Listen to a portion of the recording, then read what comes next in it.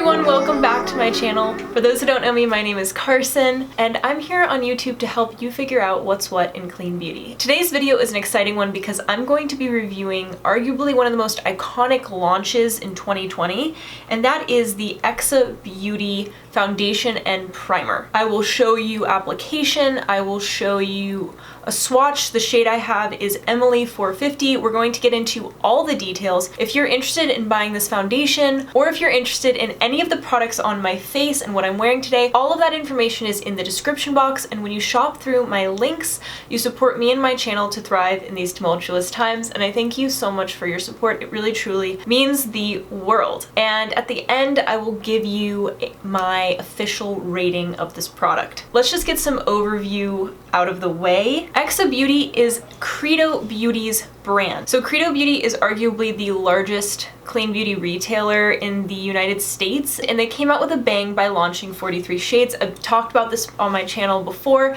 and it was and has been a very exciting launch. The foundation retails for $38 and the primer retails for $34.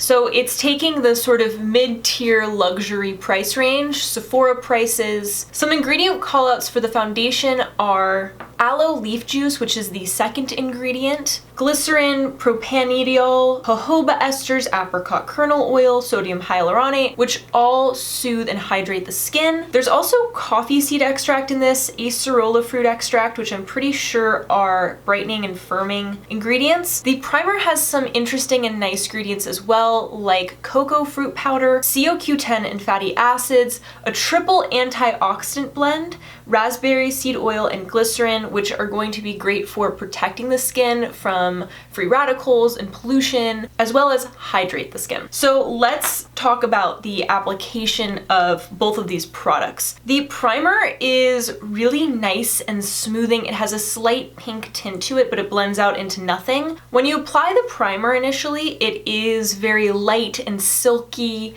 and hydrating, and then when you blend it out, it sort of dissipates into almost nothing, but it does leave your skin a little bit more matte, and it also blurs out the pores, which I really appreciate. And I'm not usually a primer person, but this primer is particularly special when paired especially with this foundation. Let's talk about the finish of the foundation. It's creamy and it holds up on its own. It's not super liquidy, and then it sort of blends out really easily and feels very nourishing and light on the skin.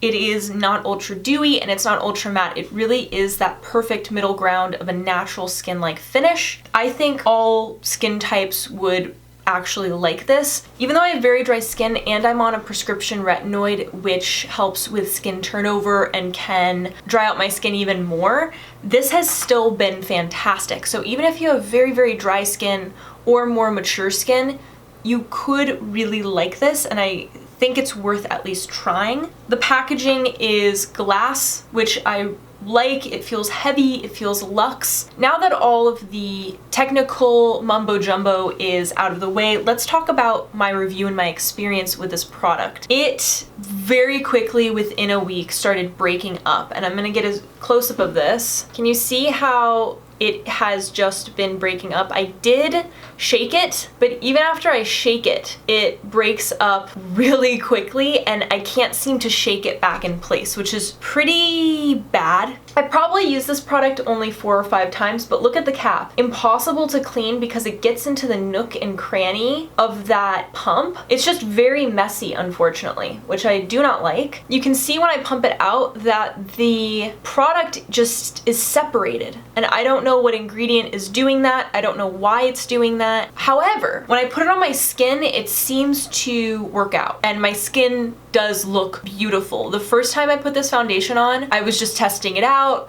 I was with my family, and my mom complimented my skin. And I do want to say, there is a difference when you get a compliment about how your skin looks versus a compliment about how your makeup looks. And I think you understand the difference. So that was really nice. And then I had Another instance when I wore this foundation and my boyfriend's mom complimented on my skin specifically. So there is magic to this formula. My second big critique is that finding my shade was not only difficult, but a bad experience. I'm actually pretty easy to shop for online for shades, believe it or not, because I'm fair to light and I have very olive undertones. So I will always choose the most yellow looking shade in the light to fair category, in the light category. I usually can find my shade online. The problem with Exa's website is that all of their shades are shown on a model, and this is not a good way to show people your shade range because it's just not helpful. I can't even really explain it other than to say the most helpful way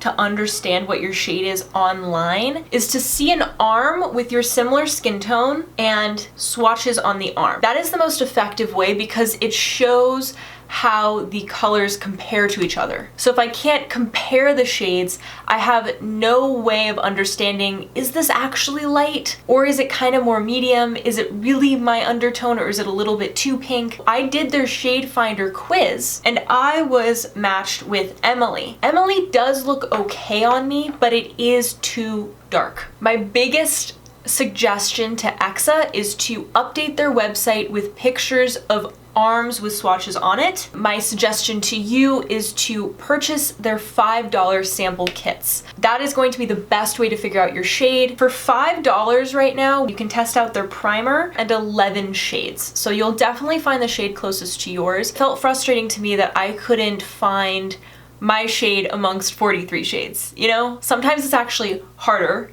and more overwhelming when you have more of a selection. With all of that said, it is a gorgeous foundation, and if it didn't break up, I would say this is probably the best foundation I've come across in a while because it just looks so gorgeous on the skin, and I've gotten compliments, really good compliments from it. I don't usually get like your skin looks so good compliments. I do think this is one of the most incredible foundation formulas. Regardless of anything, definitely get that $5 sample and try it out for yourself. And I hope this review is helpful to anyone watching it. Another review that I really enjoyed watching was by Live Warmly here on YouTube. Definitely check out her review as well. Thank you so much for watching. I hope you have a beautiful day. I will see you on the next one. Bye!